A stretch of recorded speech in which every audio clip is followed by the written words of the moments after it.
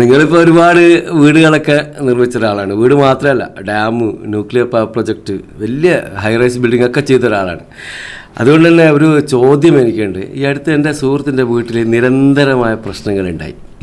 അപ്പോൾ ആളുകളിങ്ങനെ പറയുന്നത് കേട്ടു, വാസ്തു നോക്കാത്തതിൻ്റെ പേരിലാണ്, സ്ഥാനം നോക്കാത്തതിൻ്റെ പേരിലാണ്. എനിക്കിതിനെക്കുറിച്ച് വലിയ അറിവൊന്നുമില്ല. ഇപ്പം ഞാനൊരു വീട് വെക്കാൻ പോവുകയാണ്, ഇത് എനിക്ക് പ്രശ്നമാവോ? അത് ശരിയാണ്. സ്വന്തമായിട്ട് വെക്കാൻ പോകുമ്പോഴാണല്ലോ ഈ പ്രശ്നത്തെപ്പറ്റി നമ്മൾ ചിന്തിക്കത്തുള്ളൂ. അതെ അതെ അതെ.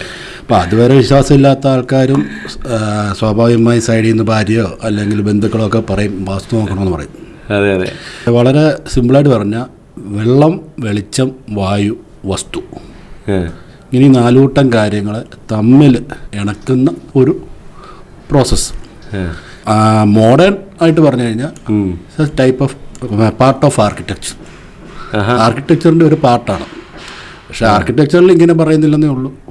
ഇപ്പം ദേവന്മാരുടെ പേരോ അല്ലെങ്കിൽ അങ്ങനെയുള്ള ഇപ്പം സൂര്യഭഗവാന് അങ്ങനൊന്നും പറയുന്നില്ലെന്നേ ഉള്ളൂ. പക്ഷെ എല്ലാം ആർക്കിടെക്ചറിലും ഉള്ളതാണ്. അപ്പോൾ ഇതിൽ കാര്യമുണ്ട് എന്നാണോ പറയുന്നത്? അതായത് ഒരു നദിയുടെ സൈഡിലാണ് നമ്മുടെ വീടെങ്കിൽ നമ്മുടെ വീട് നിൽക്കുന്ന സ്ഥലത്ത് വീഴുന്ന വെള്ളം സ്വാഭാവികമായി ആ നദിയിലേക്ക് പോകും തീർച്ചയായിട്ടും. അപ്പോൾ അതിൻ്റെ ഒഴുക്കിന് സ്ഥാനത്താണ് നമ്മുടെ കിണർ നിൽക്കുന്നതെന്ന് വിചാരിക്കുക. ഓക്കെ. അപ്പം ആ കിണറിന് കുറച്ച് മാറി നമ്മുടെ സെപ്റ്റിക് ടാങ്ക് ഉണ്ടെന്ന് വിചാരിക്കുക. അപ്പം ഈ വെള്ളം ഒഴുകുന്നത് സെപ്റ്റിക് ടാങ്ക് അല്ലെങ്കിൽ അഴുക്ക് വീഴുന്ന ഏരിയയിൽ കൂടെ കവർ ചെയ്ത് വന്ന് കിണറിൻ്റെ മേൽ കൂടെയാണ് അല്ലെങ്കിൽ അതിൻ്റെ സൈഡിൽ കൂടെയാണ് പാസ്സാവുന്നതെങ്കിൽ സ്വാഭാവികമായി എന്താ സംഭവിക്കും? നമ്മുടെ കിണറ്റിലെ വെള്ളം മലിനമാകും. നിങ്ങൾ പറയുന്ന ഫാക്ടേഴ്സ് നമ്മളെ ആധുനിക എഞ്ചിനീയറിംഗിൽ നമ്മൾ തീർച്ചയായിട്ടും കണക്കിലെടുക്കുന്നുണ്ടല്ലോ. സിവിൽ എഞ്ചിനീയറിംഗ് ചെയ്യുമ്പോഴും ആർക്കിടെക്ചർ ചെയ്യുമ്പോഴൊക്കെ നമ്മൾ കണക്കിലെടുക്കുന്നുണ്ടല്ലോ. പിന്നെ അവിടെ വാസ്തുവിൻ്റെ ആവശ്യം എന്താണ് വരുന്നത്? സിവിൽ എഞ്ചിനീയറിംഗ് ഇപ്പോഴത്തെ ഫോമിലായിട്ട് വളരെ കുറച്ച് നാളെ ആയിട്ടുള്ളൂ. അപ്പോൾ പണ്ടുള്ള ആളുകൾ ഇതിനെല്ലാം ഒരു ദൈവിക പരിവേഷമൊക്കെ കൊടുത്ത് ഇതിങ്ങനെ ചെയ്യണം, അങ്ങനെ ചെയ്യണം, പിന്നെ ശ്ലോകത്തിൻ്റെയൊക്കെ രൂപത്തിലാക്കി ആണിത് ചെയ്തേക്കുന്നത്. അപ്പോൾ അതിൻ്റെ കൂടെ കുറച്ച് അന്ധവിശ്വാസം കൂടെ. പക്ഷേ ഞാൻ നിങ്ങളുടെ ഒരു എഴുത്തിൽ മുമ്പ് മലയാള മനോരമയിൽ വന്ന എഴുത്തിലൊക്കെ ഞാൻ കണ്ടിട്ടുണ്ട് വാസ്തു നമ്മൾ നോക്കേണ്ടതുണ്ട് എന്ന്. അപ്പോൾ വീണ്ടും നിങ്ങൾ പറയുന്നത് പരസ്പര വിരുദ്ധമാകുന്നില്ല ഇവിടെ? വാസ്തു നോക്കേണ്ടതുണ്ടെന്ന് പറഞ്ഞാൽ ഈ പറഞ്ഞ കാര്യങ്ങളൊക്കെ നോക്കണം. ഞാനീ പറഞ്ഞ 4 കൂട്ടം കാര്യം അല്ലാതെ പിന്നെ അതുവഴി പിന്നെ ഇത് പോകും, കടന്നു പോകും, അങ്ങനെ കുറേ വിശ്വാസങ്ങളുണ്ട്.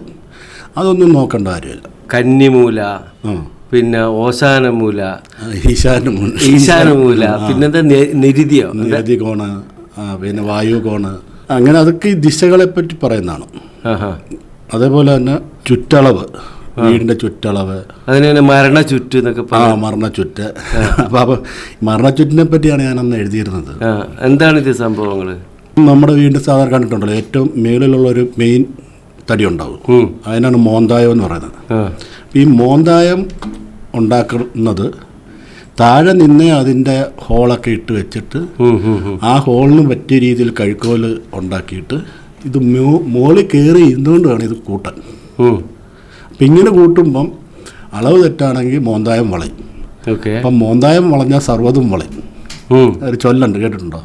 അപ്പോൾ ഇതാണ് സംഭവം. അപ്പോൾ ഇങ്ങനെ അളവ് കിട്ടണമെങ്കിൽ 8 കൊണ്ട് നിശേഷം ഹരിക്കാവുന്ന ചുറ്റളവ് വന്നാൽ ഇവർക്ക് അളവെടുക്കാൻ എളുപ്പമായിരിക്കും. അങ്ങനെയാണെങ്കിൽ നിങ്ങൾ പറഞ്ഞതുപോലെ ആണെങ്കിൽ അതിൻ്റെ ഒരു ലേറ്റസ്റ്റ് വേർഷനാണ് ഇന്ന് നമ്മുടെ കയ്യിലുള്ള എല്ലാ ആധുനിക സാങ്കേതിക വിദ്യകളും എന്ന് തന്നെയാണ് നമുക്ക് മനസ്സിലാക്കാൻ പറ്റുക. അപ്പോൾ അവിടെ ഒരു ചോദ്യം ഉദിക്കുന്നത്, ഇതൊരു വിശ്വാസത്തിൻ്റെ ഭാഗമായിട്ടാണോ വാസ്തു നോക്കുന്നത്? മീൻസ് മതവിശ്വാസികളാണോ വാസ്തു വേണമെന്ന് പറയുന്നത്, അല്ലാത്തവരിൽ ആവശ്യപ്പെടാറുണ്ടോ?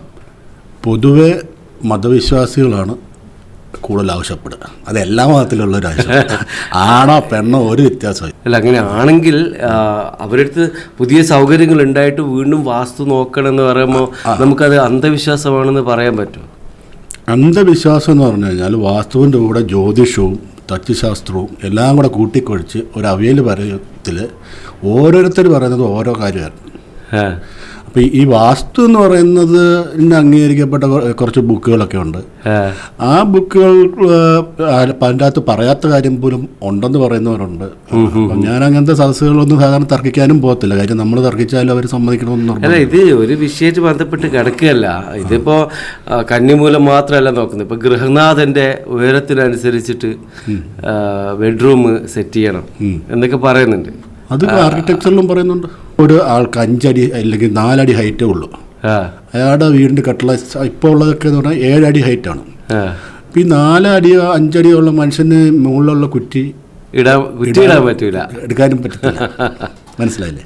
ഓക്കെ. അതേപോലെ നേരെ തിരിച്ചുകൊണ്ട് 7 അടിയുള്ള മനുഷ്യനാന്ന് വെച്ചു, ഇയാൾ എപ്പോഴും വരുമ്പോൾ ഈ തല നിന്നിട്ട് ഈ മേളിൽ കട്ടില ഇടിക്കും. അതേപോലെ തന്നെ നമ്മൾ ഒരു മുറി കയറിയാൽ കൈ രണ്ടും കൂടെ വിരിച്ച് പിടിച്ചാൽ നമ്മുടെ ഹൈറ്റിൻ്റെ തുല്യമായിരിക്കും നമ്മുടെ കൈ വിരിച്ച് പിടിക്കുന്ന അളവ്. നമ്മളിങ്ങനെ കൈ വെച്ച് കഴിഞ്ഞാൽ ഹൈറ്റിൻ്റെ അതേ അളവ് തന്നെ ആയിരിക്കും. മനസ്സിലായോ? അപ്പം ആ അളവിൻ്റെ അകത്ത് ഒരുപാട് പ്രത്യേകതയുണ്ട്. നമ്മൾ കൈ നീട്ടിയാൽ നമുക്ക് എവിടം വരെ എത്താം. നമ്മുടെ കട്ടിലിട്ട് കഴിഞ്ഞാൽ കട്ടിലിൻ്റെ അളവ് ഇത് ഈ ഗൃഹനാഥൻ്റെ വെച്ചിട്ടാണ്. കട്ടിലിൻ്റെ അളവ് കുറവാണെങ്കിൽ കാല് വെളിയിൽ പോകും. കൂടുതലാണെങ്കിൽ എവിടെ കിടക്കുന്നതെന്ന് ഒരു ബോധം ഉണ്ടാവില്ല. അപ്പം അങ്ങനത്തെ പ്രശ്നമുണ്ട്. അപ്പം ഈ കട്ടിലെ കിടന്നുകൊണ്ട് എടുക്കേണ്ട സാധനങ്ങൾ എടുക്കാൻ പറ്റണം.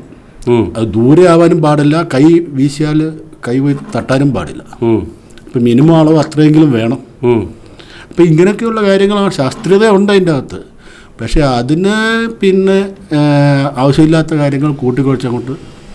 അപ്പോൾ ഈ കന്നിമൂലയിൽ ബാത്റൂം ഉണ്ടാക്കുന്നതൊക്കെ അതിപ്പോൾ നോർമലി ഒരാൾ ഒരു സിവിൽ എഞ്ചിനീയറെയോ അല്ലെങ്കിൽ ആർക്കിടെക്റ്റിനെയോ സമീപിക്കുമ്പോൾ അവർ തീർച്ചയായും ഇതൊക്കെ പരിഗണിക്കുമല്ലോ. ഇതൊക്കെ പോട്ടെ, നിങ്ങൾ വാസ്തുശാസ്ത്രം പഠിച്ച ഒരാളാണ്. ഏതെങ്കിലും വീട് അതിൻ്റെ പേര് പൊളിക്കേണ്ടി വന്നിട്ടുണ്ടോ? പൊളിച്ച് കണ്ടിട്ടുണ്ട് ഞാൻ പൊളിച്ചിട്ടില്ല. ഞാൻ ഇതുവരെ പൊളിച്ചിട്ടില്ല. ഞാൻ അവരെ അതിൻ്റെ കാര്യങ്ങൾ പറഞ്ഞ് മനസ്സിലാക്കാറുണ്ട്. അവരുടെ മനസ്സിലുള്ള ഒരു ഇതുണ്ടല്ലോ, ഭീതി ഉണ്ടല്ലോ, അത് ഞാൻ കൃത്യമായി പറഞ്ഞ് മനസ്സിലാക്കി ചെയ്തിട്ടുണ്ട്.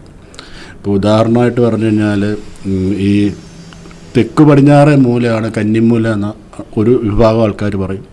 ഒരു വിഭാഗം ആൾക്കാർ പറയും കന്നിരാശിയിൽ വരുന്നതുകൊണ്ടാണ് അതിനെ കന്നിമൂല എന്ന് പറയുന്നതെന്ന് പറയും.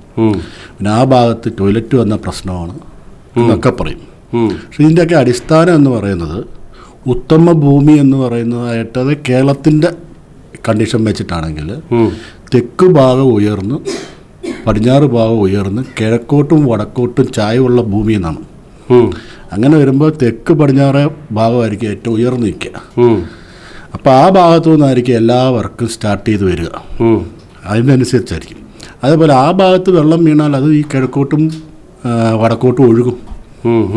അപ്പോൾ കിഴക്ക് ഭാഗത്തായിരിക്കും മിക്കവാറും കിണർ വെക്കുക.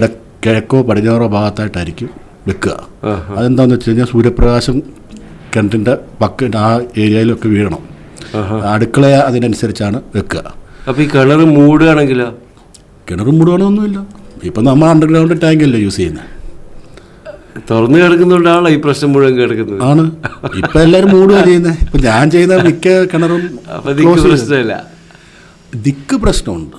ഞാൻ വീട് വെക്കാൻ വേണ്ടി ഒരു സ്ഥലം അന്വേഷിച്ചപ്പോൾ അവരാണ് എൻ്റെ അടുത്ത് ഈ തെക്ക് ഭാഗത്തിൻ്റെ പ്രത്യേകതയെ കുറിച്ച് പറയുന്നത്. അപ്പോൾ ഞാൻ പറഞ്ഞു എനിക്കിതിൽ വിശ്വാസമൊന്നും ഇല്ല എന്ന് പറഞ്ഞപ്പോൾ അവരെനിക്ക് 2 കിലോമീറ്റർ നീളത്തിലുള്ള വീട് സ്ഥലം കാണിച്ചു തരികയാണ്. അവിടെ എല്ലാവരും ഉണ്ട്, മതമുള്ളവരുണ്ട്, ഇല്ലാത്തവരുണ്ട്, കമ്മ്യൂണിസ്റ്റുകാരുണ്ട്, കോൺഗ്രസ്സുകാരുണ്ട്. പക്ഷെ ഇവരൊക്കെ വീട് ഒരു പ്രത്യേക ദിശയിലാണുള്ളത്. അപ്പോഴാണ് ഞാൻ ഇതിൻ്റെ ആഴം മനസ്സിലാക്കുന്നത്. അപ്പോൾ ഇതുമാത്രം ഇപ്പോൾ സമൂഹത്തിലേക്ക് ഇത് ഇറങ്ങി ചെന്നിട്ടുണ്ടെന്നുള്ളതാണ് മനസ്സിലാക്കേണ്ടത്. ശരിക്കും തെക്ക് ഭാഗത്തോട്ട് വീട് നിൽക്കുന്നതുകൊണ്ട് കുഴപ്പമൊന്നും ഉണ്ടായിട്ടില്ല. ഞാനീ പറഞ്ഞ പ്രത്യേക ഭൂമിയുണ്ടല്ലോ, അതായത് പടിഞ്ഞാറും തെക്ക് ഭാഗം ഉയർന്നിരിക്കുന്ന ഭൂമിയാണെങ്കിൽ ഈ തെക്ക് ഭാഗത്ത് നമ്മൾ ഇറങ്ങിച്ചില്ലാണ് നമുക്ക് ബുദ്ധിമുട്ടാണ്. നമ്മൾ വീണ്ടും ഇറങ്ങിപ്പോവാനും തിരിച്ച് തെക്ക് ഭാഗത്തു നിന്ന് കേരളത്തിൽ ഈ മിന്നലടിക്കുന്ന പ്രശ്നങ്ങളും പിന്നെ കാറ്റടിക്കുന്ന പ്രശ്നങ്ങളും ഒക്കെ ഉണ്ട്. ഇതല്ലാതെ ഇതിൻ്റെ അകത്ത് നമുക്കറിയാത്തൊരു കാര്യമില്ല പ്രശ്നമായിട്ട്. മനസ്സിലായില്ലേ? തെക്ക് ഭാഗത്ത് ഇപ്പോൾ വെക്കുന്നതുകൊണ്ട് അവിടെ ഒരു വരാന്ത വെച്ച് കൊടുത്തു കഴിഞ്ഞാൽ അവിടെ അകത്തേക്ക് വെള്ളം അടിക്കുന്നത് കുറയും. അതേപോലെ അവിടെ ചൂട് കൂടുതലായിരിക്കും തെക്ക് പടിഞ്ഞാറ് ഭാഗത്ത്. അപ്പോൾ ആ ഭിത്തിക്കൊരു ഷെയ്ഡ് കൊടുത്താൽ മാത്രം മതി. പിന്നെ ഈ പറയുന്ന എല്ലാ നിയമങ്ങളും ഗ്രാമങ്ങളിൽ ഓക്കെയാണ്. ഓരോ ഇഞ്ചിനും ലക്ഷങ്ങൾ വിലയുള്ള ടൗണിൽ ഇതൊന്നും പരിഗണിക്കപ്പെടുന്നില്ലല്ലോ. അപ്പോൾ അവിടെ പ്രത്യേകിച്ച് ദോഷങ്ങൾ ശ്രദ്ധിക്കപ്പെട്ടിട്ടുണ്ടോ? ദോഷം എന്ന് പറയുന്നത് ഇപ്പം നമ്മൾ ഒരു ഫ്ലാറ്റ് പണിയാണ്. ഒരു ഫ്ലാറ്റിൽ ചിലപ്പോൾ 100-150 മീൻസ് ആ ബിൽഡിങ്ങിൽ 150 വീട്ടുകാരാണ്. ഒരിക്കലും ഒരു ഫ്ലാറ്റിൻ്റെ എല്ലാ വാതിലും കിഴക്കോട്ട് തുറക്കുന്ന രീതിയിൽ പണിയാൻ പറ്റില്ല. ഇല്ല. അപ്പോൾ എല്ലാ ദിശയിലും വരും. പിന്നെ അവിടെ ഒന്നും ദോഷമായിട്ട് പറയാനില്ല. ആ ദോഷത്തിനെയൊക്കെ മാറ്റാനുള്ള എൻജിനീയറിങ് ഓൾറെഡി നമ്മുടെ കയ്യിലുണ്ട്. ഇപ്പം ആരും ഓടിട്ട് വീട് നിർമ്മിക്കുന്നില്ല. ഇപ്പം ഈ തടിക്ക് കഴുക്കോലടിച്ചിട്ട് വീട് നിർമ്മിക്കുന്നില്ല. അപ്പം അങ്ങനെ നിർമ്മിക്കാത്തടത്ത ഒരു സമയത്ത് നമ്മൾ ഈ പറയുന്ന മരണച്ചുറ്റും ചുറ്റളവും നോക്കേണ്ട കാര്യമില്ല. ഇല്ല. അങ്ങനെ ചെയ്യുവാണെങ്കിൽ നോക്കണം. എന്നുവെച്ചാൽ എളുപ്പത്തിനാ, വർക്ക് ചെയ്യാനുള്ള എളുപ്പത്തിനാ. ഈ ശാസ്ത്രത്തിൻ്റെ അകത്ത് കുറച്ച് അന്ധവിശ്വാസം കൂടെ കൂട്ടിക്കുഴച്ചിട്ടുണ്ട്. അത്രയുള്ള വ്യത്യാസം. ഓക്കെ.